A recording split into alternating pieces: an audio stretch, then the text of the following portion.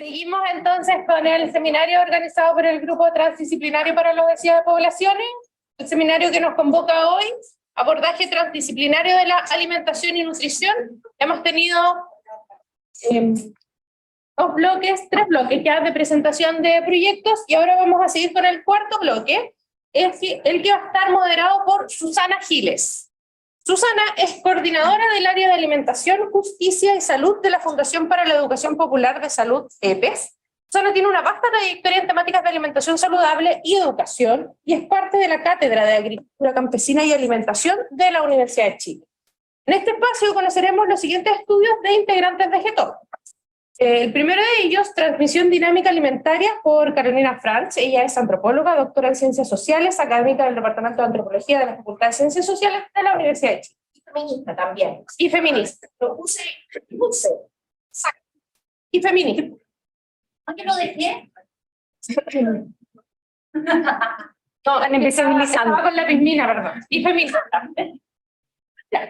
El segundo de los proyectos de hoy es Alimentación en Familias, de Patricia Galvez. Patricia es nutricionista, doctora en salud comunitaria y académica del Departamento de Nutrición de nuestra Universidad de Chile.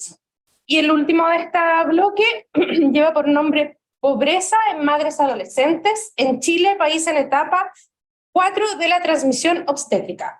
Este es presentado por Marcela Araya. Marcela es enfermera matrona, doctora en académica del Departamento de Promoción de la Salud de la Mujer y el recién nacido de la Facultad de Medicina de la Universidad de Chile. Ahí están entonces Susana, Carolina, Patricia y Marcela para que iniciemos entonces este bloque.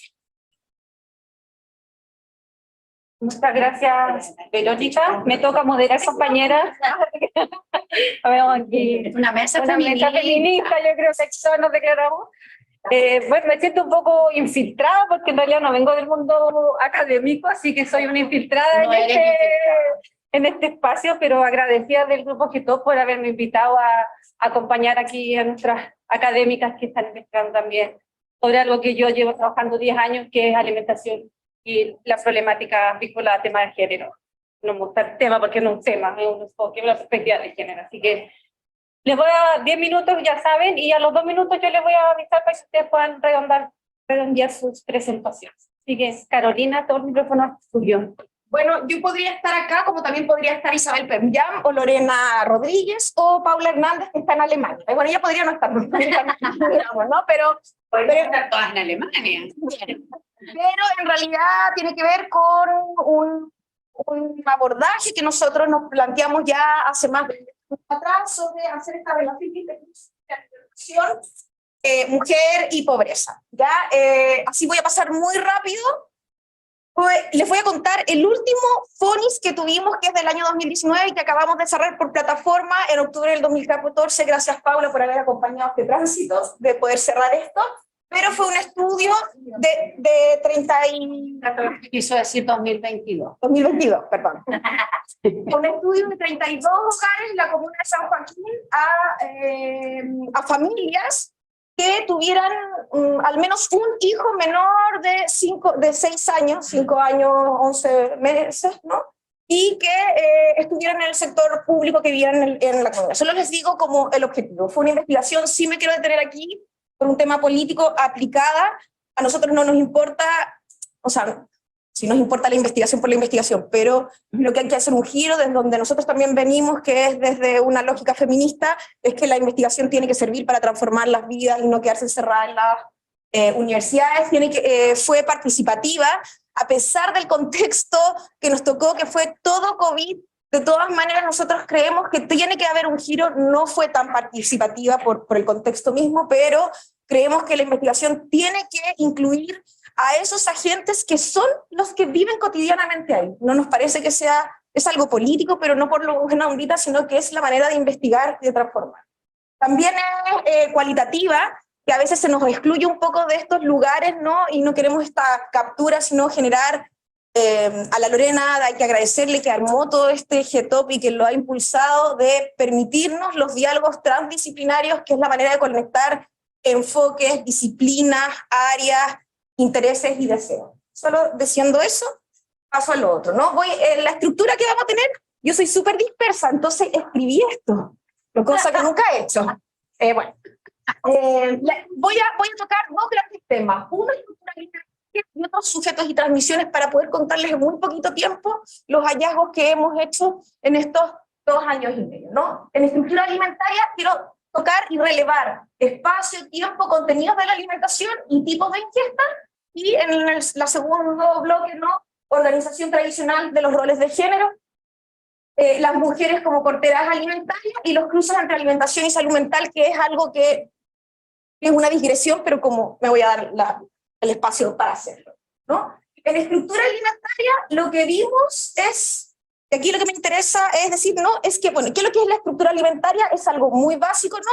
Y se relaciona con esa noción de rutina, de qué es lo que hacemos, qué hacemos y qué comemos todos los días, ¿no? Y esa rutina alimentaria por lo menos tenemos que pensarla como los días de la semana o los fines de semana, ¿no? Entonces es ese orden reiterativo del consumo alimentario, pero también del ciclo alimentario, de quién prepara, cómo se abastece, cómo se desecha, cómo hacemos algo más que solo llegar. No tenemos esta teletransportación, no comemos con el plato al tiro servido a la mesa, ¿no? Hay que hacer una mirada un poquito más grande de esos consumos alimentarios, ¿no? Y particularmente vimos el modelito en la mañana, que nosotros nos metimos en un ambiente doméstico que son, o sea, en el ambiente alimentario doméstico, particularmente en las casas. Ese fue nuestro foco, digamos, ¿no?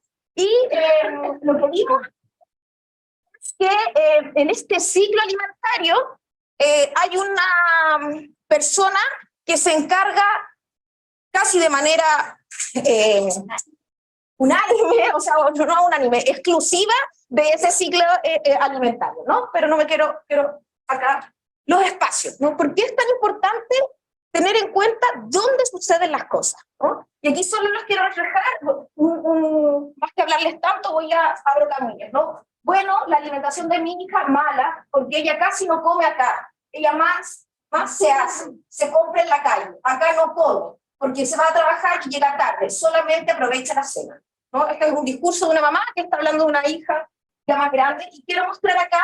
O sea, hay la mayoría de las casas que uno piensa que está el comedor, la cocina, ¿no? Esa casa universal estructural no es la que nosotros encontramos en los terrenos.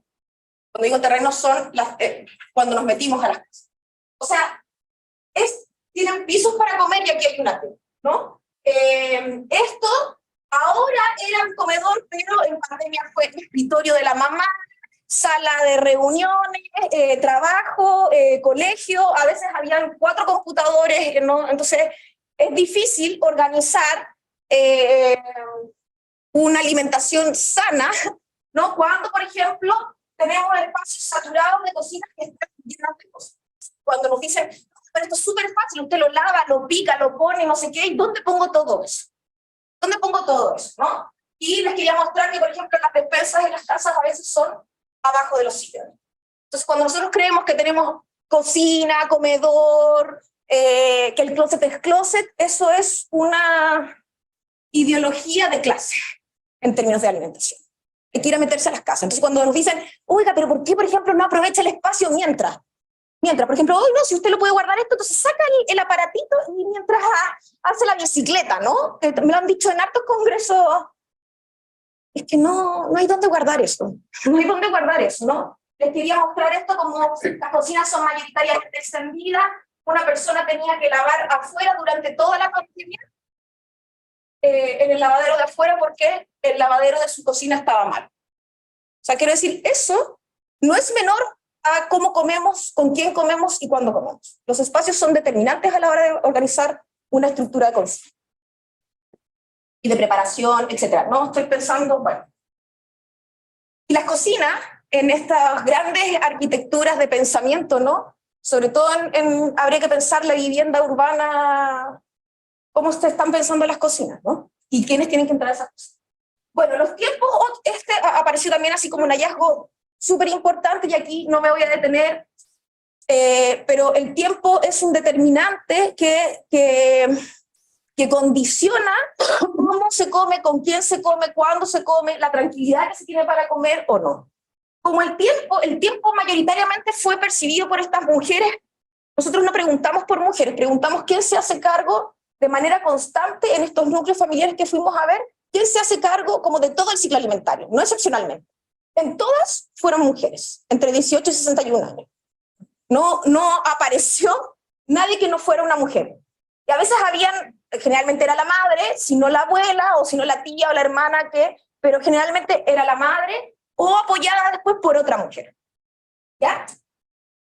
A todas el tiempo se les va. De alguna manera, esas mujeres sienten que tienen que hacer el aseo de la casa, tienen que ir a dejar a los niños o niñas al colegio, tienen que pasar a comprar a la feria, y llegaron a la casa y tienen que volver a salir a buscar a los niños y no han cocinado nada, ¿no? Entonces, eso de que un tiempo que no pueden controlar, que se les abruma, tiene 3 impactos, lo estoy resumiendo, ¿no? 1, optar por productos de fácil y rápida preparación, reducir instancias de preparación de comida durante la semana, es decir, a veces cocino para 2 o 3 días, y disminuir la cantidad del consumo. Bueno, son relatos que nos dieron esto de qué es lo que significa el tiempo. Eso del tiempo que no se puede controlar y que tenemos esto implica que tiene un impacto directo con lo que comemos, ¿no? Entonces cuando nos preguntamos hoy por qué Chile es el primer país con el ultraprocesado, porque es un alimento servicio. Me viene a resolver algo que yo no puedo. Además, esos productos se venden así, fáciles y rápidos de comer, y veíamos en las presentaciones anteriores, o sea, venden la facilidad y venden la alegría, porque además mi niño no tengo que andar luchando para perder eso, y no me siento culposa porque el plato se quedó lleno y lo tengo que botar. ¿Ya? Aquí les estoy mostrando todos estos platos, nos mandaron el registro, son ellos. Por eso esto, es decir, bueno, me fui el 11 de noviembre, tengo que decir esto. Este producto hay una cosa que no voy a decir, es el eje intestino-cerebro. Estos alimentos entran al intestino, que tiene directa relación con tener problemas de salud mental. Estos tienen el 1000% que nos hacen. Entonces después nos preguntan por qué las mujeres estamos deprimiendo, estamos comiendo esta mierda. ¿Qué nos resuelve el problema del tiempo y de que nadie nos ayude? ¿Qué es? Congelado. Los nuggets son los nuggets son hamburguesas. Lo peor son los nuggets. Bueno, los tipos de ingesta, quiero decir que, claro, también las recomendaciones nutricionales, ¿qué comer, desayuno? ¿Qué? Hay 3 tipos de ingesta, ¿no? La estructurada, que sabemos bien y que tenemos muy consciente, una que es secundaria, que tenemos a veces más o menos consciente, colaciones, intermedios, lo que pico cuando pasé acá, que no me comí esto, pero hay una que es totalmente inconsciente, y el problema de ese inconsciente no es que nosotros lleguemos a las consultas, no es que esas mujeres llegan a las consultas de la nutricionista a mentirle, son efectivamente consumos que no tienen registrado. Por ejemplo, los consumos de los trayectos. Por ejemplo, una mujer llegaba y decía, ¿de dónde aparecieron estos Chocman? Bueno, de los 3 que te comiste en el camino para ir a buscar al colegio a tu hijo. ¿Sí? Entonces, esa comida que no tiene registro, a veces duplica el contenido de las comidas de las estructuradas. Pero nosotros, cuando vamos a la consulta, las nutricionistas o quienes nos atienden siguen diciendo, ¿pero qué come el desayuno? ¿Qué comer? Y sigue regulando la comida que llevaremos más regular. Cuando a veces quizás la recomendación es no coman nada entre medio. ¿Cachai o no? O sea, no sé, quiero decir que también hay que abrirse a la posibilidad de cuál es la vida que tienen esas mujeres. Estamos en el tiempo. Ay, bueno, si asusté en transmisiones, bueno. Son las mujeres, son las que están organizando casi todo esto de manera, esto se corresponde con lo que ya se decía en el 2010 con el informe que se le hizo a Michelle Bachelet, pero se le entregó a Sebastián Piñera, el informe PNUD. El 78% de todo el ciclo doméstico, la única responsable son las mujeres. Esto no ha cambiado. Post-toma feminista, con el dolor que uno podría tener, esto a veces se redobla. Ay, bueno, esta frase, si ustedes, esta a mí me deja claro, solo ella cocina aunque él trabaja, aunque él estudia, no sé qué, y nosotros tenemos muy naturalizados de que si el hombre trabaja, no tiene que cocinar, pero todas las mujeres trabajan remuneradamente o no remuneradamente y tienen que cocinar igual, ¿no? En las transmisiones, efectivamente, lo primero que se transmite, más que cocine con poca sal o no cocine con poca sal, son patrones de género, donde hay uno que es servido y otro que va a servir. Y eso es muy perjudicial. O sea, estamos transmitiendo patrones de desigualdad y de brecha. Además de aversiones y todo, pero como me queda un minuto, y aquí me quiero tirar una digresión que es la alimentación y salud mental. Cuando tenemos como estos imaginarios que chocan con las expectativas, ¿no? Tenemos por una parte esta mujer que parece tan feliz, que siempre viene en la cocina, y yo siempre que entro en la cocina siento que de alguna manera me demacro más, y que siempre estoy jugando a que tengo que correr, que la alimentación sana, que no le puedo dar el nugget, en fin, y me vi comprando después del 11 de noviembre, un día que estaba muy cansada y que mi pareja estaba afuera, me vi comprando los nuggets y llorando haciéndole los nuggets, ¿no?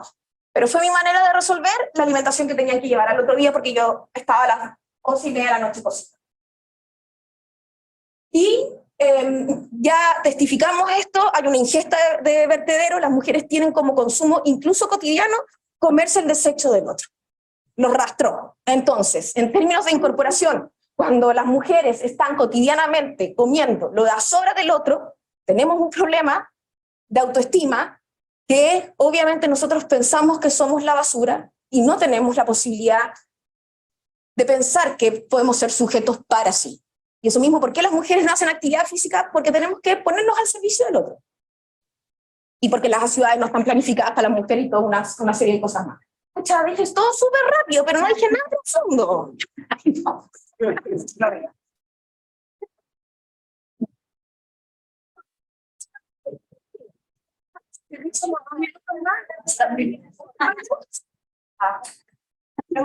Lo dijiste todo. Con mucho más fuerza, compañeras mujeres. Sí. Revelamos y damos más tiempo. Eso. Tú también una mesa con unos hombres después. Esperando. Ah, no, pues Patricia, ahí nos vamos a apurar. Bueno, buenas tardes. Lo que les voy a presentar el día de hoy es parte, bastante pequeña la parte, de un proyecto Fondesit que está orientado justamente a entender por qué las mujeres comen como comen. Un poquito más allá de las mujeres influenciando a la familia, digamos, lo que busca este estudio es ver cómo las familias influencian en los hábitos alimentarios de las mujeres. Y un poquito de contexto, bien rápido, este está enfocado en el ambiente alimentario doméstico, en donde, por supuesto, cada ambiente alimentario doméstico es distinto, entonces es un ambiente alimentario complejo. Ahí nosotros tenemos nuestra cultura alimentaria familiar, ¿cierto? Y todas las casa a casa tenemos distinta cultura. Ahí vemos que en algunas casas se cocina de una forma, en otras casas de otra, ¿cierto? Y dentro de este ambiente alimentario, además que siempre se ha estudiado principalmente con disponibilidad de alimentos, principalmente, pero la familia es un elemento súper importante dentro de este ambiente alimentario doméstico. Obviamente no influencia solamente en la ingesta alimentaria, sino que también en todas nuestras conductas relacionadas a salud. De hecho, la OMS la plantea como el lugar donde uno debería empezar a promocionar hábitos alimentarios saludables. Por supuesto, un poco de lo que dice la Caro, aquí es donde aprendemos a comer, ¿cierto? Es nuestro lugar primario que nos dice qué comemos, qué no comemos, ¿sí? Y por supuesto es aquí en este ambiente en donde justamente las familias, en esto de transmisiones, de aprendizaje, etcétera, es donde nosotros aprendemos a relacionarlos con el alimento, con los alimentos, con la alimentación en general, ¿sí? Entonces, este estudio se enfoca principalmente en esta relación de la familia con la alimentación o con los alimentos. ¿Cuáles son los objetivos de esta presentación? Primero les voy a presentar una definición de qué es esta relación de la familia con la alimentación. Posteriormente les voy a presentar algunos resultados de cómo es esta alimentación, esta relación en la familia chilena, y pues, finalmente algunas asociaciones que hicimos con algunas variables, principalmente de la mujer, de la familia. ¿Sí? ¿Dónde trabaja? Bueno, la metodología es un método mixto, ya que contiene un propósito de complementariedad, es decir, utilizamos investigación cualitativa y cuantitativa, de tal manera que se complementan unos con otros. ¿Dónde trabajamos? En vecindarios que tienen pobreza multidimensional en Arica, en Santiago y en Temuco. Principalmente en Temuco trabajamos en Padre de las Casas y Comunas de Temuco. ¿Quiénes participaron? Mujeres entre 30 y 60 años que vivían en estas comunas, por supuesto, y que tenían que vivir con una pareja y con al menos un hijo o hija de 12 a 20 años. ¿Por qué de 12 años en adelante? Porque se recomienda que un niño de 12, 11 años es capaz de contestar instrumentos del tipo que nosotros tenemos. Bueno, como les decía, el método era con etapas, utilizamos métodos mixtos, entonces primero hicimos la parte cualitativa, en donde hicimos estos grupos de discusión, hicimos 8 grupos, 3 en el norte, 2 en Santiago y 3 en el sur. Posteriormente a partir de eso realizamos el instrumento que nosotros les voy a mostrar los resultados. Aplicamos este instrumento a través de la encuesta telefónica porque COVID, nosotros íbamos a ir a las casas de las personas para trabajar con la mujer, la pareja y el hijo, pero bueno, finalmente salió solamente en los teléfonos, ¿sí? Y por supuesto la encuesta y después venía una entrevista telefónica. Entonces, ¿qué es esta relación? Ya, esta es la información a partir de los 8 grupos de discusión. Nosotros quisimos definir como relación, como la palabra relación, para poder partir entendiendo esta relación de la familia con la alimentación. Como cualquier vínculo, conexión, que las familias nos mencionaran que tuvieran que ver con algún alimento en específico o con la alimentación en general, ¿sí? No necesariamente significaba que porque tenía yo una conexión mejor con este alimento, iba a comer más, ya no necesariamente. ¿Sí? Ahora, a partir de esos 5, de los 8 grupos de discusión, pudimos ver que esta relación tiene 5 dimensiones. Entonces aparece la dimensión práctica, que es un poco lo que nos contaba la Carla. Las familias se organizan sus dinámicas en torno a que tenemos que servir un plato. Por supuesto, aquí la mujer es la principalmente encargada. Y cuando hay el resto de la familia ayuda a la mujer. Entonces ellas describen, en el fondo, mi pareja me ayuda. No es como que es su responsabilidad, sino que me ayuda. ¿Sí? Identidad es otra dimensión, es decir, las familias se describen ellas mismas en torno a la alimentación. Somos vegetarianos, somos carnívoros, somos dulceros. De hecho, algunas familias tienen platos típicos que les ponen, no sé, el plato Galvez, que puede ser un arroz con papa, pero es la comida preferida de la familia, entonces le da una identidad a esa familia. La parte emocional, por supuesto que demostramos amor, cariño a través de la alimentación, pero también hay castigos a través de la alimentación, ¿cierto? No te quedaste sin postre, te vas a acostar, ¿sí? Lo otro también es que hay recuerdos a través de la alimentación. Ay, si esto lo comía cuando yo era chica, o esto me lo enseñó mi abuelita, un poco lo que contaba. Salud, por supuesto, esto ya, aquí si hay un miembro de la familia que tiene alguna enfermedad, lo más probable es que la familia también se organice en torno a esa enfermedad. Hay alimentos que se consideran buenos, los enemigos, ¿cierto? Y por supuesto, para finalizar, la última parte de esta relación es la parte social. O sea, la alimentación une a las familias. Es el momento donde comparte, donde pelean, se generan conflictos, etcétera, pero sí o sí es un momento que une a las... Y esta definición nosotros la publicamos en Appetite, ahí les pongo la referencia para que después ustedes puedan acceder. Entonces, a partir de ese grupo de discusión y esa definición, nosotros creamos un instrumento, ya una escala de Likert, que tiene, bueno, la original tenía 60 ítems, pero lo probamos, hicimos reducción de ítems y finalmente quedamos con un instrumento de 50 ítems, que son 10 ítems por dimensión en el fondo, por lo social, lo práctico. El puntaje, nosotros obviamente las respuestas fueron categorizadas en algún puntaje y ese puntaje nos daba finalmente una categoría. No quisimos decir esto es positivo, esto es negativo, sino que hay una tendencia a lo más positivo de esta relación y a una tendencia más negativa. Nosotros queríamos trabajar y tenemos datos de los 3 miembros de la familia, la mujer, la pareja y el hijo.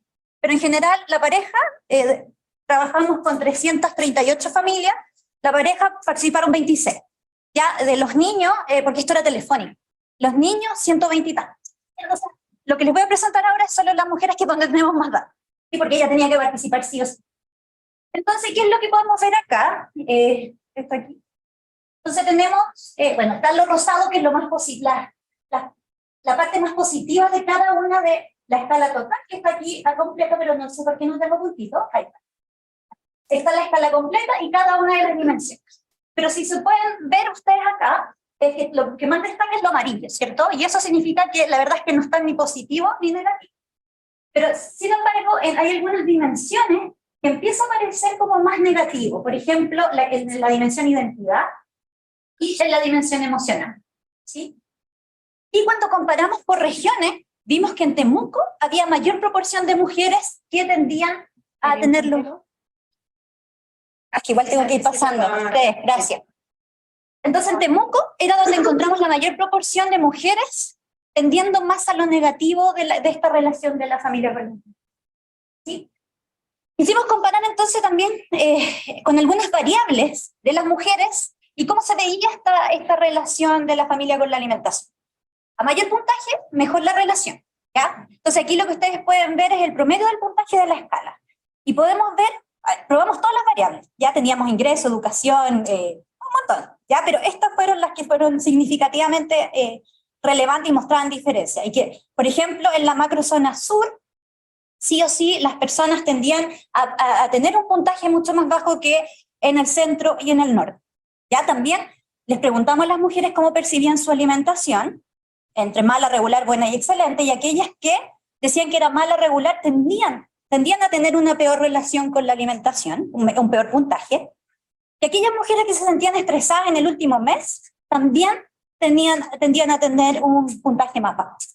¿Sí? Ya después empezamos a seguir jugando y empezamos a sacar algunos datos en relación, por ejemplo, a imagen corporal. ¿Ya? Súper, terminando.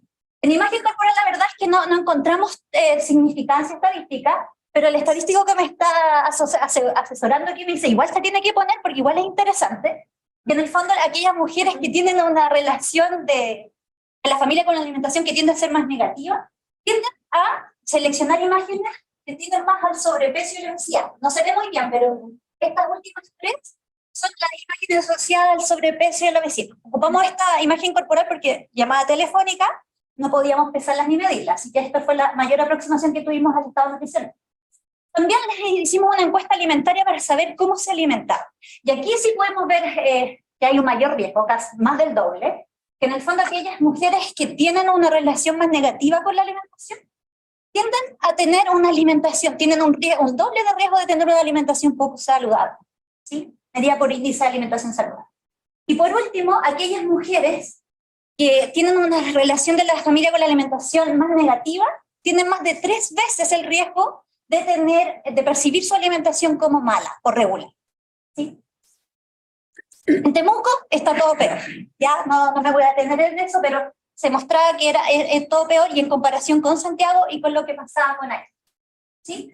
Entonces ya en términos de conclusiones, decir como ya veníamos trabajando, venimos conversando en la mañana, este enfoque individual de decirle, usted deje de comer pan, cuando el pan llega a la casa y significa algo importante a la hora de 11, por ejemplo, a la hora del desayuno para la familia completa, porque no podemos decirle a la mujer deje de comer pan y llega a su casa y tiene que comprar el pan para toda la familia, ¿cierto?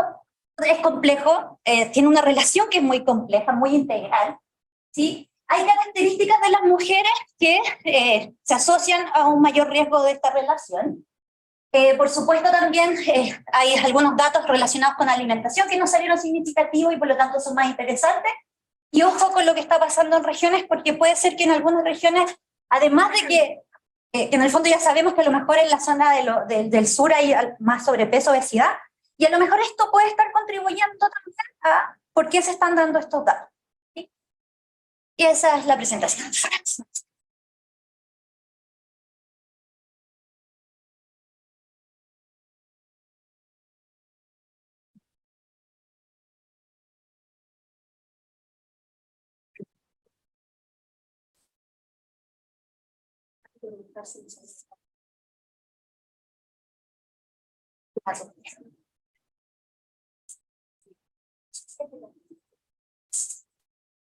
Buenas tardes a todos y todas. Yo voy a hablar de un tema más estructural, relacionado con los temas de alimentación de las dos compañeras aquí feministas con quien comparto la mesa.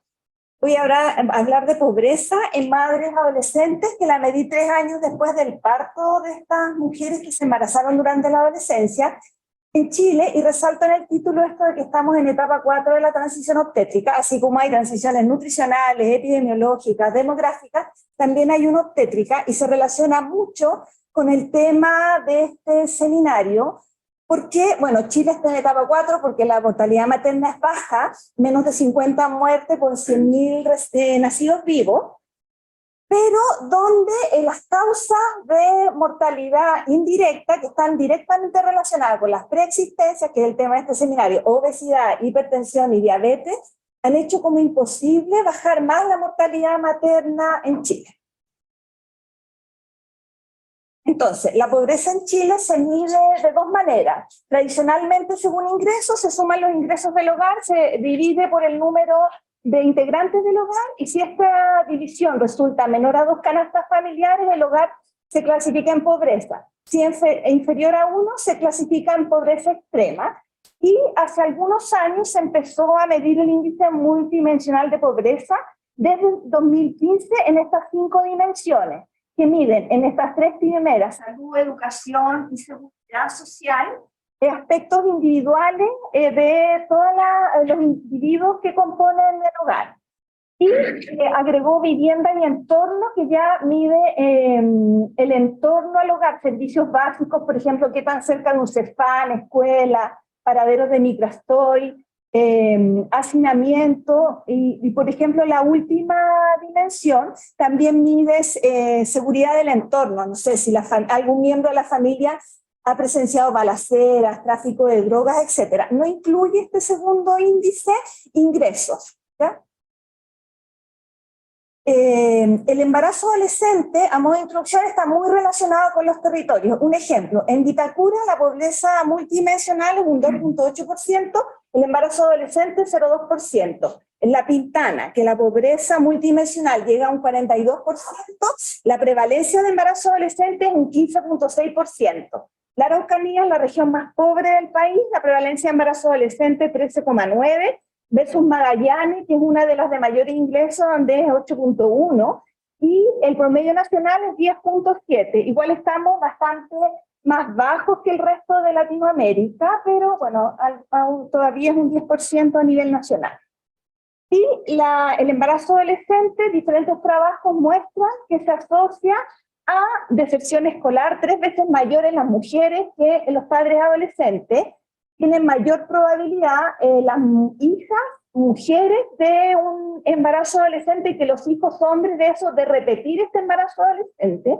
Y también estudios en Latinoamérica y chileno muestran que la mujer que se embaraza en esta edad tiene un 15% más de probabilidad de no continuar con estudios superiores, disminuye la escolaridad, y también disminuye en un 17% el salario. Y a esto se le suma el hecho de que ya hay estudios que muestran que en las mujeres a igual capacitación tenemos salario un 30% más bajo.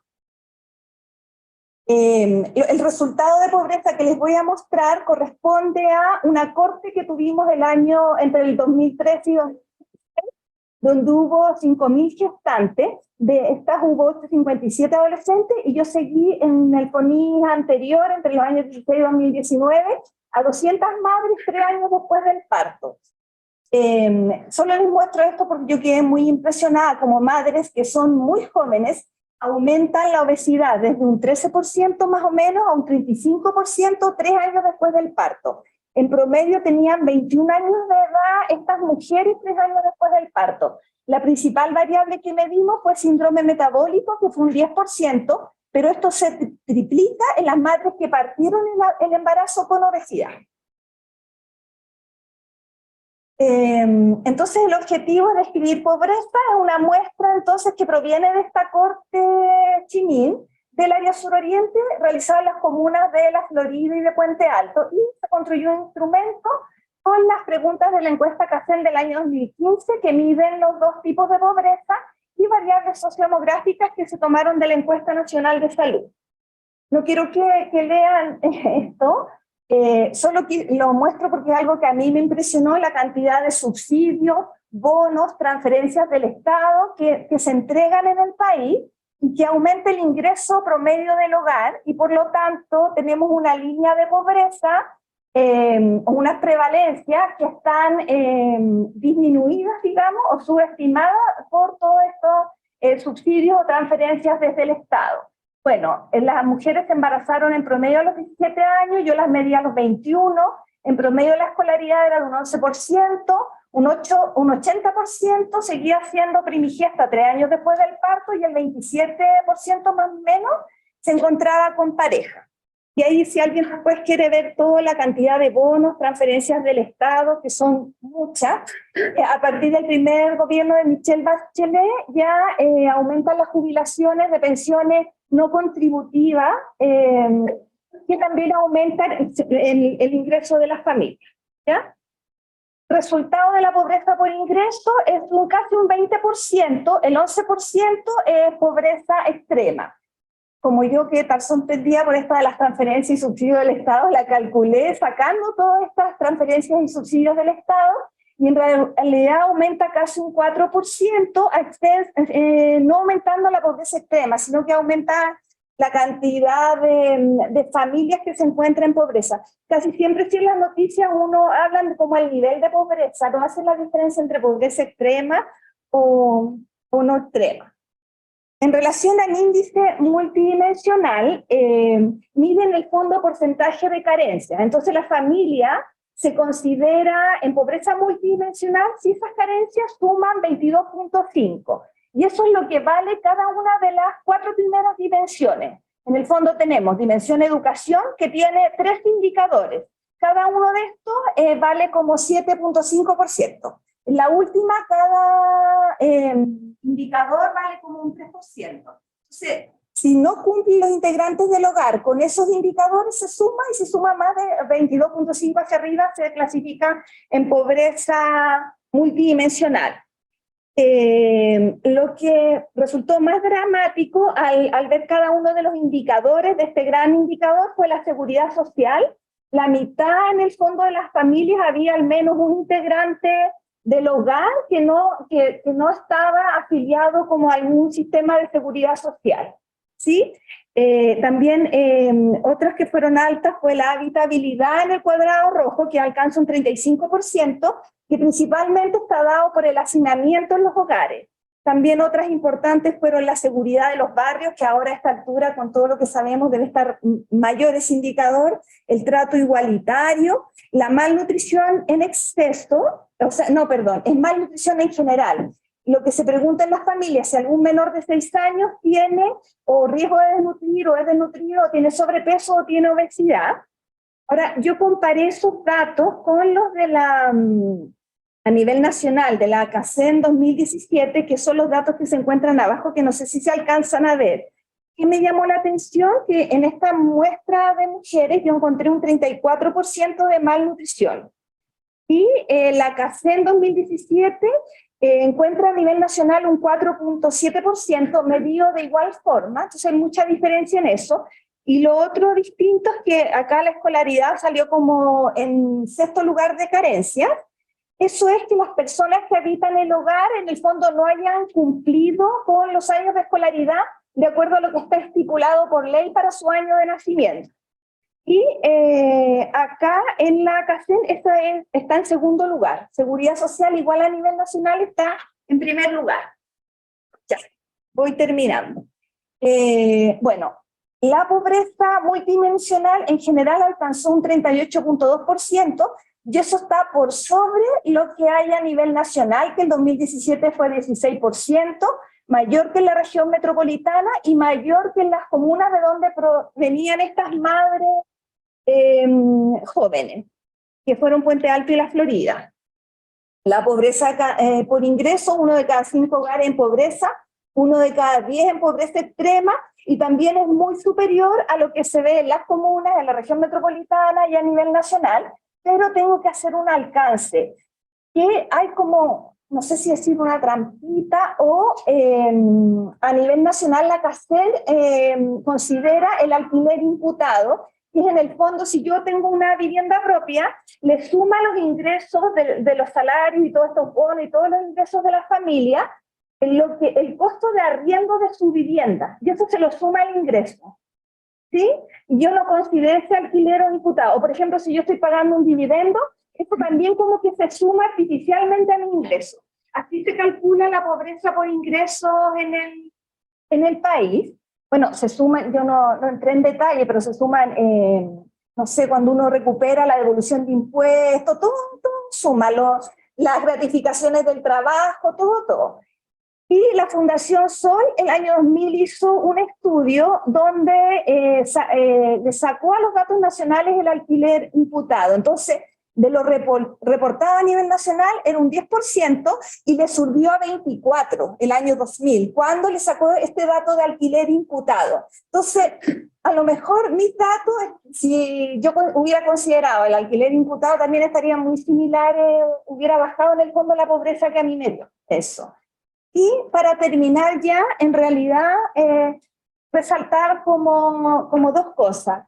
Una es que no puede ser que debido a vivir una etapa del curso de vida que es inherente al género, a la mujer, porque somos las mujeres las que nos embarazamos, la mujer disminuya sus posibilidades de desarrollo. Entonces, en relación a las políticas públicas, se vea perjudicada por algo que solo lo vive el género. Entonces, en relación a las políticas públicas, una es importante llevar a cero, seguir disminuyendo el embarazo adolescente, y lo otro es que en caso de que ocurra, el Estado deberá velar porque esta etapa del curso de vida inherente a las mujeres no perjudicara sus posibilidades de desarrollo, enfrentar iniquidades y desigualdad. Eso.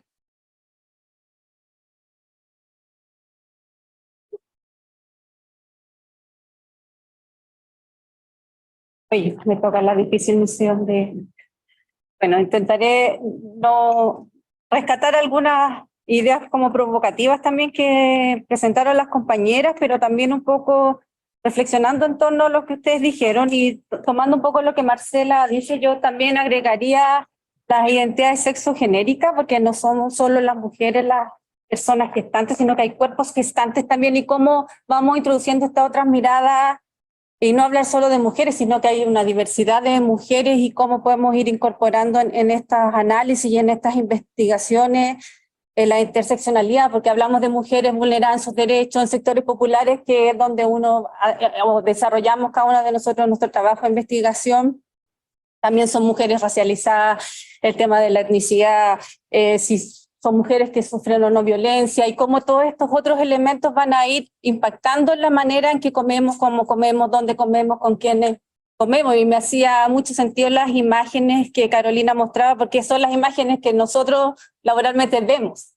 Entonces, cómo desde un lugar que desde Fundación EPE hemos un poco intentado hacer una propuesta, y como Lorena en un inicio decía, no existe la varita mágica, se llevan años intentando abordar la pandemia de la obesidad, y no ha sido posible. Porque claro, en un inicio se focalizó principalmente en focalizar las intervenciones y responsabilizar a las personas como últimos responsables de su estado nutricional, y con todas las investigaciones que hemos escuchado hoy día y la literatura está claro que no es así. Entonces, como nosotros creemos desde Fundación EPE y que me ha hecho mucho sentido escuchando también las ponencias hoy día en la mañana, es cómo generamos estos espacios, estos diálogos de saberes, pero al otro no como carente de saberes y sentidos, sino que también muchas de las intervenciones se caen porque partimos de un diagnóstico hecho desde nuestra propia realidad y desde nuestras propias historias, y leemos al otro o a la otra. Entonces, el otro día me preguntaron cómo podemos mantener las huertas comunitarias como una herramienta promotor de alimentos sanos, y ayer escuchando a una de las huerteras contando lo que ellas hacían, y dije, me hace sentido para traerlo acá hoy día, porque me decían, nosotros no venimos solo a cultivar alimentos, sino que también tenemos la posibilidad de distribuirnos lo que cosechamos. No es que vamos a alimentar a todas las familias, pero sí rescatamos saberes de cómo vivían nuestras ancestras. Tenemos la posibilidad de llevarnos estos alimentos y después compartir las recetas de lo que cocinamos con esto. Entonces también vamos rescatando y vamos generando estos espacios de cambios culinarios también, y de sabores, y de esa tortilla de acelga que uno dice, bueno, una tortilla, la coseché yo y me la estoy comiendo y se la estoy mostrando a mis nietos. Pero también, por otro lado, es cómo no sobrecargamos estos roles de género que tradicionalmente han sido impuestos a las mujeres, y cómo redistribuimos estas tareas de cuidado de labores domésticas con otros. Y no es que nos ayuden, no necesitamos que nos ayuden, necesitamos adultos responsables que se hagan corresponsables de las tareas domésticas. Y la Fundación Sol saca este estudio de la pobreza del tiempo en las mujeres, y nosotros lo vemos a diario, porque en el fondo la vida de las mujeres está capturada con las familias. Muchas de las mujeres con las que nosotros trabajamos, no voy a ir porque mi hija llegó con mi nieto. Entonces, aunque quieran y tengan muchas ganas de estar organizadas, tampoco pueden, no tienen ningún control sobre sus tiempos y tampoco deciden lo que se cocina en los hogares.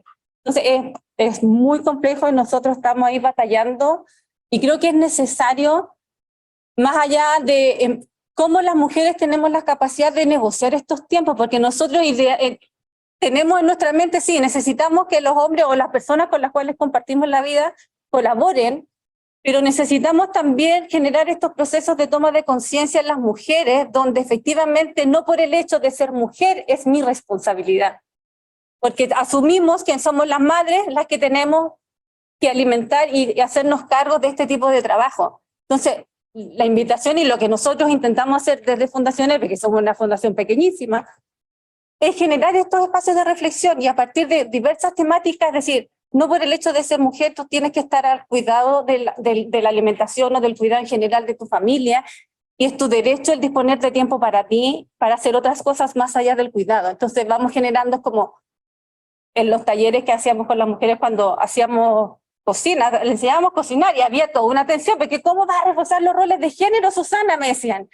Pero tomando un poco lo que la Carolina decía de que somos los desechos, en estos talleres donde cocinábamos era la primera vez donde las mujeres podían estar sentadas 1 hora saboreando lo que ellas habían cocinado y compartir la mesa de manera digna, dándose el tiempo de saborear lo que ellas habían preparado, que eran recetas fáciles, económicas y ricas de preparar. Entonces, ¿cómo vamos dignificando la mesa también? Con estrategias locales súper concretas. Así que muchas gracias, compañera. Y abro, no me quiero robar el micrófono, abro el espacio para si alguien tiene preguntas, reflexiones, comentarios. Quiero hacer una pregunta, Marcela. Marcela, ¿mostraste tus datos en relación a pobreza multiple? Si lo haces como pobreza de ingreso, los datos cambian. Por eso, estaban los dos, sí. Por eso te pregunté si era solo pobreza multiple. Wow. Por los dos, si te dio igual por los dos.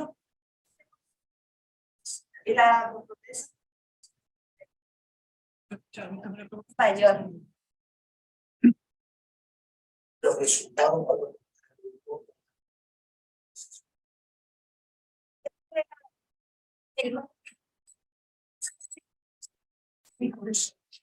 El chino. 200 y ahí lo que apliqué como de los indicadores tenían como un 19 y la otra 38%. La multidimensional no mide ingresos, sino que mide como nivel de salud, educación, de todos los tipos de categorías.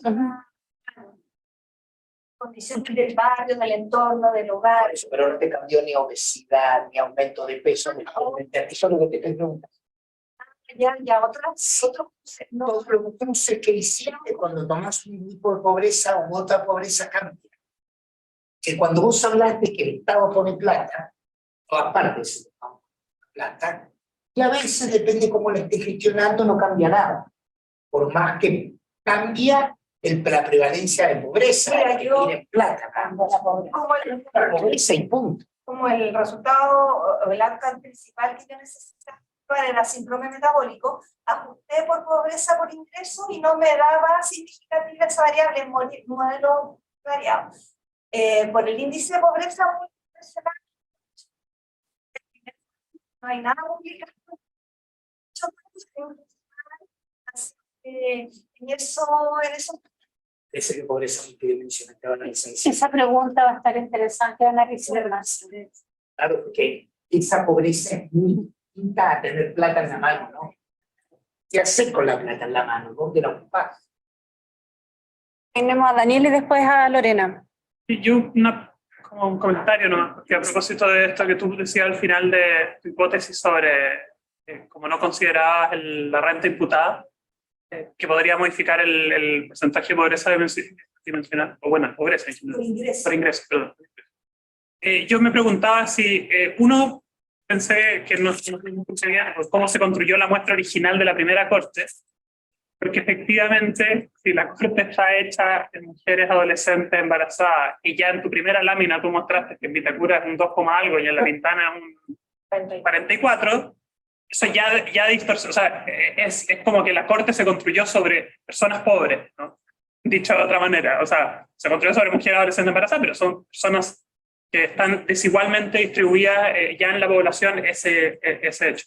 Entonces, obviamente eso debe tener un impacto sobre después que la muestra, cuando uno analiza la muestra, tienen una mayor pobreza que su comuna, que el total país, porque ya la selección tiene una distorsión, digamos, no tiene una distorsión, es así. La realidad. Es un problema de la determinación social, pero no es una distorsión, más bien es la determinación.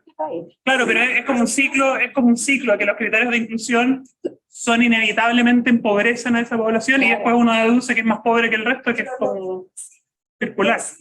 Dentro de las comunes, no sé, por ejemplo, la primera corte de donde salieron estas, un ensayo comunitario aleatorio, y donde nosotros determinamos en 12 consultorios de Puente Alto de la Florida por el nivel de educación de la madre, los clasificamos en de bajo nivel, los de, no sé, te puedo decir que era el Carol Boitila, otro de Puente Alto, está muy cerca del Carol Boitila, que tenían un porcentaje de enseñanza como que llevaba el 30%. En cambio, clasificamos como de menor ingreso, no sé, el porcentaje más con enseñanza básica era para el 10%. Había una, ¿sabes qué? En la educación como proxy de nivel socioeconómico, y seleccionamos aleatoriamente los cursos intervenidos, o sea, seleccionamos, nos quedó súper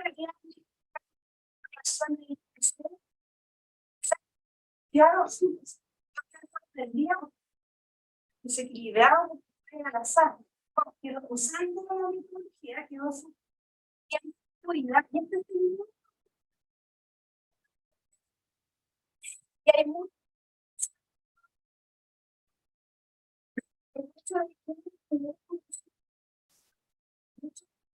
y lo que hay a nivel de embarazo, no solo que la mujer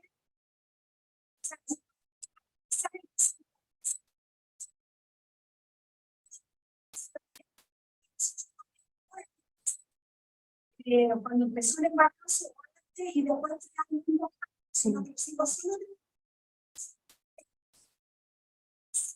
y dado de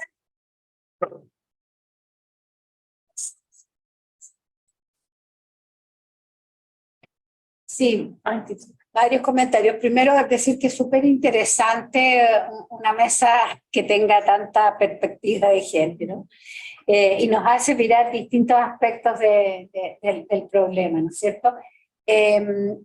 Una que quería resaltar es ese dato que muestra Marcela de la retención de peso a los 3 años después. O sea, ese es un tema terrible porque además le pasa a las adolescentes, pero también le pasa a cualquiera, y entonces parten su siguiente embarazo en súper malas condiciones, y Marcela no lo contó, pero ahora tiene otro proyecto que está pensando en que hay que remirar cómo se está evaluando a las adolescentes al embarazarse, porque ya sabemos que tienen toda esta retención, y por lo menos el diagnóstico original tiene que hacerse mejor. No quiere decir que solo por hacer el diagnóstico no vayan a subir de peso, pero cuando a una mujer en el embarazo le dicen que está bajo peso, todo el mundo, hasta el señor que barre en el centro de salud, se va a preocupar de que suba como una loca. Y entonces no es menor hacer bien ese diagnóstico. Así que a lo mejor Marce puede contar un poquito de eso.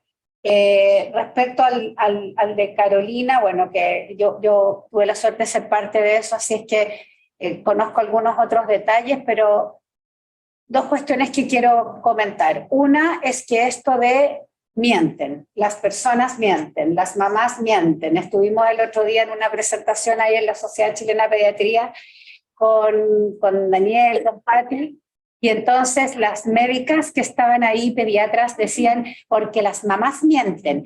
Y entonces me parece muy bien que no es que mientan, y tú lo planteaste por unas razones, y Daniel corrigió ahí delante de todo el mundo y dijo, es deseabilidad. Claro, es deseabilidad si nadie quiere que lo reten, pues, desde pediatra, nutricionista, enfermera, no quiero hablar de ni un equipo en especial, matronas, terapeutas, kinesiólogos, todos retan. Entonces, por supuesto que contesto lo correcto, que es, entre comillas, mentira. Entonces creo que eso me gustaría que también lo profundizara un poquito, y que nos contaras de la portera alimentaria, que no nos alcanzaste a contar, pero aunque sea brevemente. Y de la familia, me parece importante también, y eso hay algunas propuestas para modificar lo que son los programas Vida Sana en el Ministerio de Salud, de que tenemos que incorporar familias. Creo que Daniel también lo dijo en la mañana hoy día. Incorporar familias no es solo tener una ficha con todas las familias juntas, que eso es lo que hacen, ¿no es cierto?, los centros de salud familiar, sino que los enfoque, y no solo de que todos nos enfermamos de diarrea, veamos si hay un microbasural cerca, sino que estamos todos con problemas de peso, bueno, veamos qué es lo que está pasando como familia, porque claro, quitarle el pan a uno mientras todos los demás comen pan, los niños se quejan de esas cosas. No puedo comer pan y todos los demás están comiendo pan en mi casa, o sea, de transformarse en Superman, no sé, en un héroe. Entonces, bueno, me parece, esos son entre comentarios y preguntas para sus reacciones. Bueno, no, yo lo único que voy a decir que efectivamente, no, yo estoy en contra del discurso como punitivo. Yo creo que este es un problema que tenemos globalmente, no voy a detenerme en eso, entonces los profesionales y las profesionales que trabajan con esas mujeres, tenemos que ser, no, me carga la palabra como empático, porque no es por buena onda, es porque hay estructuras que han generado que todas tengamos un mal y que los hombres tampoco lo están pasando. Pero particularmente, y cuando digo feminista, no es porque creo que todas las mujeres vivan mejor, a mí me interesa que todos los hombres y todas las mujeres vivan. Entonces, la política pública es muy perversa con las mujeres, porque ha inyectado todo por las mujeres. Así, hemos sido la inyección. O sea, cuando hay que hacer campaña de inyección y vacunación, las mujeres, la diada madre, hijo, no sé qué, las retamos, que no hacen bien las cosas, que son malas madres, que son abandonadoras. Un juicio moral a estas mujeres horrible, ¿no? Cuando sabemos que no tienen, que después de 3 años no tienen las parejas, ¿sabes? Entonces a mí me parece que desconocer la vida, o sea, cuando el 80% de esas mujeres se quedaron sin las parejas, o sea, me parece que es desconocer una realidad, y nosotros, ese es el diagnóstico que tenemos en salud, y no está ni en la no está ni en las políticas públicas, ni en, oh, hay que salir, oh, sí, de ser las mujeres, es que sí, ¿sí? Entonces también son más gordas que su mamá, y también son más como si yo fuera la responsable, además de la pandemia mundial. Global. O sea, yo soy responsable de la malnutrición. Entonces, yo no estoy dispuesta. Y me voy a pelear con el profesional que tenga delante de eso. ¿No?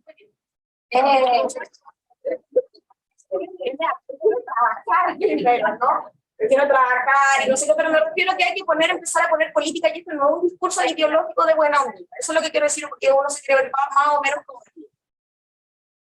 Porque además yo creo que todavía no soy combativa y porque creo que primero me queda. Pues sí. Siendo eso, entonces sí, yo estoy de acuerdo. Y por ejemplo, lo que tú decías de que cocinan y todo, nosotros hicimos un taller donde ellas se hacían sus propios usos, porque no tenían. Entonces, tampoco reforzar la costurera para que... Pero esa posibilidad de que les quedara bien, y no apretado, y no esto, y que comieran, entonces a veces hay que empezar a pensar recomendaciones que no es que, como lo pesocéntrico que hemos dicho y todo, en Valparaíso me tocó conocer a un consultorio de nutricionistas que están en contra del pesocéntrico, no hay pesas en las consultas, no se les pesa nunca, y el cambio de vida es otro, porque cuando yo saco esa unidad, no sé cómo decir, come mucho de guatona, y además te tratan así. Con ese lenguaje, con ese estigma, ¿no? Cuando empiezan a ver otras cosas, que le mejora la piel, que no sé qué, que llegó para la graduación de su hijo, poniéndose la talla más abajo, no sé qué, hay todo un cambio de vida, y yo me he sumado a lo que decía antes la Andrea, ¿no? Hay que jugar, si los colegios siguen poniendo la jornada completa, para eso queremos una jornada completa, para tener 8 horas. Entonces, siento que se nos olvidó de dónde tendríamos que haber partido. Yo estoy dispuesta a volver a poner donde hay que partir. O sea, no importa volver atrás, pero estoy segura que vamos a avanzar más lento, más juntas.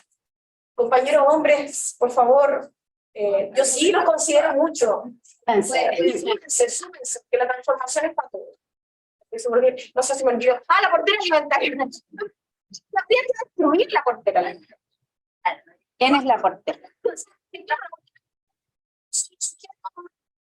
Si mi mamá se enfermó, claro, nosotros decíamos, oye, ya, pues, papá, hazte un huevo, ¿no? Veíamos eso, ¿no? Hazte un huevo. La nutricionista está diciendo, así un arrocito del porte de un huevo. Ese no es el problema. ¿No? Entonces yo creo que la portera alimentaria tendríamos que ojalá sacarla y poner una redistribución, que las recomendaciones fueran a redistribuir, a que todos pensemos en una posibilidad de abastecimiento, consumo, juego. Las mujeres feministas de Chiapas, en su decálogo, tienen espacio para el ocio. Se nos olvidó el espacio para el ocio. Y además cuando las mujeres están sentadas, como que, bueno, igual me tengo que parar a hacer como algo. Entonces, no, ¿sabes qué? Sí se puede quedar sentada y no tiene que rendirle cuentas a nadie. Pero el sector salud ha sido muy complejo con las mujeres. En relación al tema de las intervenciones familiares, respecto al Vida Sana, nosotros hace un tiempo hicimos una evaluación cualitativa del Vida Sana, y una de las principales razones de por qué, a pesar de que es una intervención para todo el mundo, para toda la familia de 2 hasta los tantos años, pero es principalmente para la mujer, y la mujer deserta principalmente porque no tiene con quién dejar el niño, ¿ya?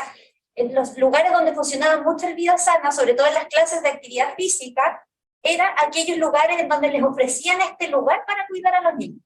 Y ahí estaban las mamás ahí haciendo zumba, mientras los niños había un grupo que se entretenía. ¿Qué pasa con el ir a las casas? Es un espacio privado, es súper complejo llegar y entrar, y alguna vez también lo conversamos, que en el fondo es más encima llegar y decir, ¿sabes qué? Esto está mal, esto está mal. Entonces también las familias nos van a cerrar la puerta de uno. Entonces también probar intervenciones es súper necesario. Lamentablemente todo lo que dice la literatura que habla de intervenciones familiares, ¿quién va a la intervención familiar? Es la mujer. Entonces de familiar la verdad es que no, son de intervenciones del hombre. Yo participé en Estados Unidos en una intervención familiar, donde las personas iban, las familias iban a la sesión en el fondo y nosotros trabajábamos con ellos, y la verdad es que las parejas llegaban a dejar a la niña y después llegaba cuando había comido. Esa es la verdad. Entonces la intervención familiar la verdad es que tienen poca evidencia. Hay evidencia sí que muestra que las intervenciones familiares son más efectivas que las intervenciones individuales, porque hay beneficio a todo nivel, a nivel económico, de recursos humanos que participa, hay algo social en el fondo también, trabajamos con una familia, y no solamente en decirle, ¿sabes qué? Tiene que dejar de comer esto a nivel familiar, o coma esto otro, sino que, ¿saben qué? Hablemos primero, conversemos entre nosotros, mejoremos nuestras dinámicas, y de ahí seguimos trabajando en otros temas, pero veamos qué está pasando a nosotros. ¿Soy yo capaz, mujer, hombre, niño, no sé qué, llegar a mi casa y decir, ¿saben qué? Deberíamos dejar de comer esto, o deberíamos comer más de esto otro? Tal vez no, porque mi familia no está ni ahí, porque no me va a escuchar, porque no hay comunicación, no hay cohesión, no hay flexibilidad. El estudio que yo hice, lo que mostré es una parte así chiquita, pero también evaluamos las dinámicas que se dan en las familias, ¿ya? Eso principalmente. Pero sí, yo creo que hay que pasar de salir un poco del box y de alguna manera trabajar con la familia, con el núcleo completo, y a lo mejor familia es una familia con niños, sin niños, con pareja del mismo sexo, entonces, da una dificultad de trabajo, pero creo que hay que pasar a un segundo nivel, ya lo que estamos haciendo hasta ahora ya no nos está haciendo. Eso sí. Tenemos 3 palabras pedidas. ¿Tú pasas? A Tito y atrás la compañera de Concepción. Tito, primero tú estabas. No, súper interesante la conversación. Yo he ido cambiando la pregunta, así que... Ahora, mi reflexión es que yo creo que hay una... Conozco el proyecto que se hizo en el bosque, no sé si tú lo conoces, de crear un consultorio con el Vida Sana, y le llamaron Vida Sana 2.0 o algo así. Que en el fondo agregaron la visita domiciliaria y agregaron esto de mucho más acción en familia. El Centro de Promoción y Nutrición Infantil. Es súper bonito el modelo y todo, pero falta cierta, ellos estoy trabajando en la publicación de esa experiencia, porque fueron convenciendo a todo el mundo a que no, si existe el Vida Sana, ¿para qué quieren crear otro programa? No, sí. O sea, existe el Vida Sana, pero no responde al desafío de la comunidad. Pero ¿cómo hace tan distinto? Es distinto. Entonces tenemos que hacer un convencimiento social. Y la reflexión aquí es, ¿cuánto creen ustedes que en el tema género aquí falta que la voz de las mujeres esté más presente en la construcción de política? ¿Me entienden o no? O sea, a lo mejor me está faltando porque yo creo que estamos todos medio convencidos, a lo mejor este es el espacio, estamos todos convencidos, pero a lo mejor nos está faltando que efectivamente la construcción de política pública incorpore énfasis en rescatar la participación de la mujer en la construcción en el territorio, ¿no? Estoy pensando en las políticas, sino cómo se construyen baja la energía sana o mil otros programas, el de cerrar las calles, etcétera, etcétera, cómo baja en la conversación con los ciudadanos, con la vida en la comunidad, una vida tribu en ese aspecto. Entonces es una reflexión para los tres. Y lo segundo es que escuchaba a la gente del INE, que me decía que, bueno, tenemos que como, volver atrás, no puede ser que hayan tantos niños. ¿Cómo estimulamos la cantidad de niños? Y a lo mejor ahí, Marcela, yo creo que vamos a tener en los próximos decenios un estímulo a que tengamos más hijos. Este país tiene muy pocos hijos, no tenemos cómo reproducir este país. La gran reforma social de educación, el problema de fondo que tiene, es que las futuras cohortes son muchas. Se no sostienen a lo que vamos a hacer más bien. Somos. Que somos. Yo todavía no. No va a llegar a hacer algo. Es que a lo mejor ahí lo central pasa por mirar la pobreza multidimensional y cómo evitamos que un embarazo precoz o cualquier embarazo implique pobreza. Yo no tengo tan claro que solo el adolescente que el tener guagua indica pobreza, ¿no?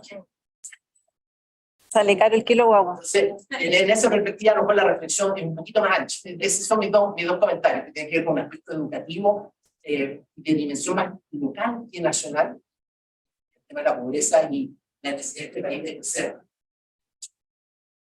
Vamos con la otra pregunta, ¿ya ahí respondemos? Yo quería reírme. Ah. Yo quería...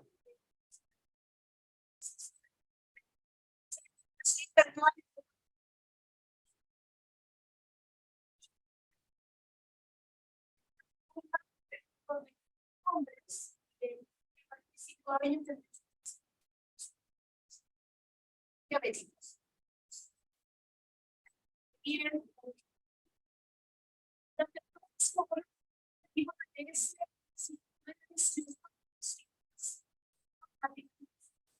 aplicar todas las herramientas que nos ofrecen.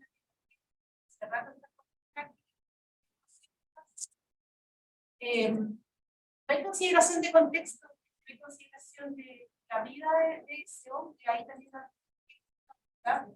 Absolutamente. por lo menos. Y también el tema de los choferes. Muchos de esos personas que no tienen ni siquiera tiempo para hacer producción, se todavía no. Entonces yo digo,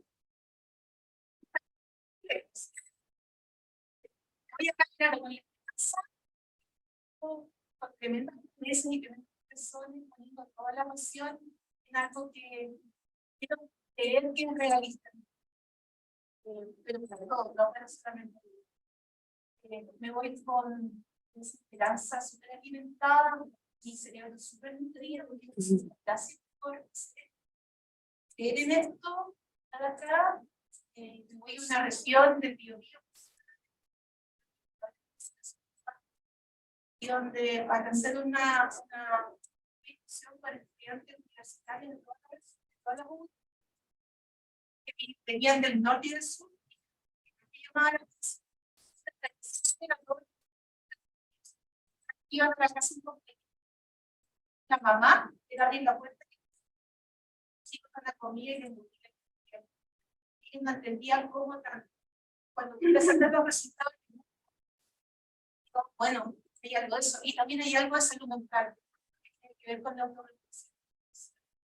Tanto la precariedad muchas veces, eso ya sea buscando unas cuotas, o buscando también, o comiendo algo que sabe sabroso, porque eso compensa en el cerebro que hace liberar dopamina y así me siento un poco mejor dentro de toda esta mierda que tengo aquí. Cuando aquí trabajamos también cercano en la red de atención en salud, estamos mirando más de entiendo está pasando y entender qué es lo que está pasando, que es mucho más complejo que solo ser una sociedad. Sobre lo que tienen entonces compañeros, porque me dijo, no es así. La mirada que tenemos que dar y que le estamos dando bien es de contexto. Historias de contexto y no historias clínicas. Eso yo les quería agradecer. De verdad que Patricia es súper importante. Pero quiero agradecer mis plantas. Primero de instancias de esta que no voy a decía mi jefa, ¿cómo le voy a transmitir todo lo que va a quedar todo grabado? Tiene que ver con mi así que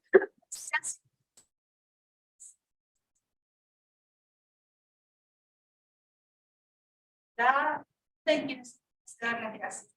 Muchas gracias.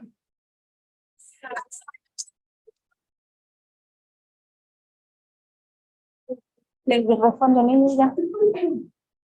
Sí. En relación a la natalidad, pues esa que yo tengo entidad de esa la migración. No, otro que hay ideas culturales, que no sé, yo creo que por ejemplo, 40 horas, es tener más de desarrollo profesional, personal,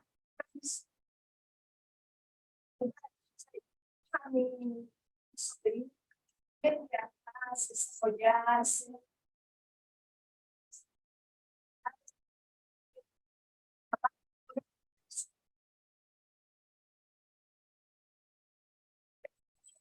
Compatibilizar lo profesional y eso es a nivel estructural, no matarse trabaja.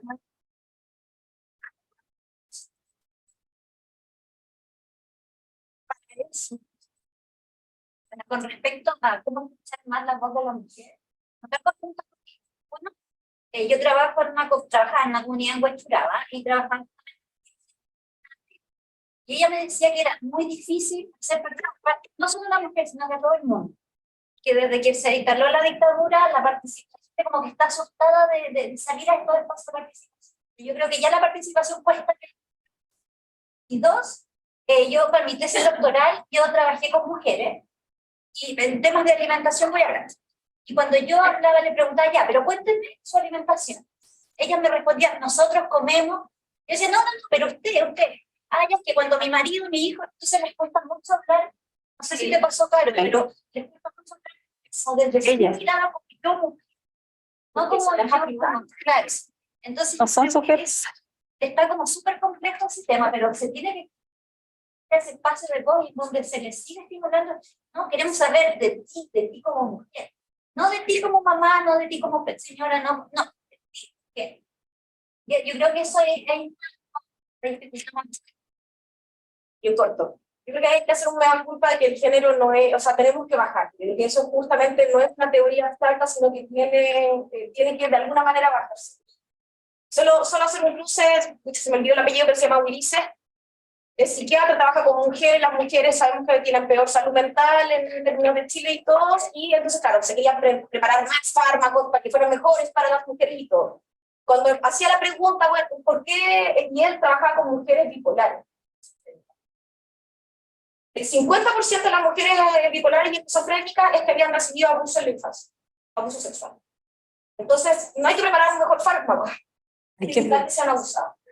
Entonces, a veces no hay que hacer que, o sea, cuando necesitamos que las mujeres tengamos esta feminización de la obesidad, bueno, es que hay que evitar yo no quiero dejar de ser mamá, o sea, pero Te quiero decir, no tienen definición fecha de expiación. no puede ser que el hijo sea la barrera para que yo no pueda estudiar, no pueda alimentarme, no pueda trabajar, porque en la Universidad de Chile, en el carguito que tengo, digamos, porque el carguito, ¿no?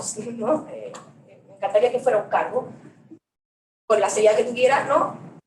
Todos ingresamos a la universidad, pero todos después nos estancamos. Y mi barrera es mi hijo, y mi hijo. Porque se me sigue evaluando exactamente igual, como si pensaran que yo tengo que seguir siendo el robot, la máquina, comunicar, investigar, salir, no sé qué. Entonces, yo no quiero un trato específico, de verdad, no lo quiero. Pero no puede ser que mi hijo sea mi barrera para el ascenso laboral, mi barrera para poder, que me vuelva más pobre. Yo quiero que las mujeres y los hombres tengan hijos, que los hijos no sean una barrera. Yo quiero que, por ser mujer, no me vayan a violar más en mi familia y vaya a ser emisora. Es un trabajo más grande, tratar mejor a los hombres. Porque nosotros hemos tenido maltrato y normalizamos el maltrato. Bueno, yo quería un poco, tomando la pregunta también de Tito y lo que dijeron las compañeras recién, es como no olvidarnos de este sistema patriarcal en el cual vivimos, que se nos olvida como pensamos que solo por incorporar el enfoque de género en las problemáticas cualquiera que abordemos desde nuestras distintas disciplinas, sino que entender que es un sistema que nos atraviesa la vida y nos atraviesa los territorios, nuestras identidades, nuestras economías, atraviesa la política y las instituciones que están hechas finalmente para mantener este ordenamiento que genera desigualdades entre hombres y mujeres y disidencias sexogenéricas también, porque aquí en este mundo no solo existen hombres y mujeres, hay una diversidad de seres humanos también con los cuales también son doblemente excluidos, y marginados y violentados y violentadas y violentadas. Entonces, yo creo que desde ahí falta, pero también falta, como lo que un poco decía Patricia, de necesitamos generar espacios de formación, y aunque suene como un cliché, política hacia las mujeres. Hemos sido eternamente excluidas de estos espacios de formación, de diálogo, de saberes, de intercambio, generar espacios separatistas porque justamente hemos sido muy violentadas durante toda nuestra trayectoria y ciclo de vida, en los cuales cuando nosotros generamos estos espacios, estos talleres que a veces le ponemos taller de cocina, vamos a hacer un taller de almacén, son finalmente como, no es que tengamos un currículum oculto en el ECO, pero sí, un poco, porque pasamos, vamos a hacer un taller de almacén y después no pensé, a mí yo hago check cuando el taller funcionó, cuando una de las personas dice, después de ver un taller sobre justamente, después de ver un video sobre el calentamiento, la crisis climática, cuando alguien me dice, no pensé que estaba tan la cagá, yo me voy por el taller, resultó así, y era un taller de almácigo, pero esa persona se fue o pensando que pensé que comer sano era caro, cuando en realidad tú tienes la experiencia del quehacer, de sentir el olor, el sabor del alimento, pero con mujeres, donde al finalmente esa mesa llena de mujeres que nunca tienen la posibilidad de sentarse una hora a comer, empiezan a conversar sobre sus vidas, sus situaciones de violencia, de que todo lo que tuvieron que hacer para llegar al lugar y tener 3 horas para ellas. Cuando uno también asegura cuidado de niñas, porque si tú no aseguras cuidado de niñas, ya deja un porcentaje importante de la población fuera, porque tú asumes que las mujeres, no sé, o desinflamos los cabros chicos y los metemos dentro del closet, o no sé qué hacemos. Yo también, yo los desinflo los meto, por suerte que los medios ya están, pero en el fondo siempre se nos olvida eso, hacemos acciones fuera de los horarios de las mujeres, pueden participar en unos horarios estrambóticos donde solo pueden llegar hombres si es que pueden llegar. Nosotros empezamos a veces talleres a las 8 de la mañana en las mismas escuelas, asegurando que la mujer va a dejar el jardín, no existe ni una posibilidad de que esa mujer, porque ya volvió a la casa y ya no va a volver a salir, porque pilló todas las camas deshechas, la rumba de losa que lavar, así imposible. Entonces también hay que pensar y generar estrategia y conocer el territorio realmente, porque si no hacemos intervenciones completamente descontextualizada y sin sentido para la propia comunidad. Entonces no, se caen, porque no, por eso se caen las iniciativas, las calles, las actividades físicas, las huertas, se caen muchas veces porque no se ve el sentido político de cada una de las acciones que estamos intentando cohacer por la comunidad. Así que agradecer.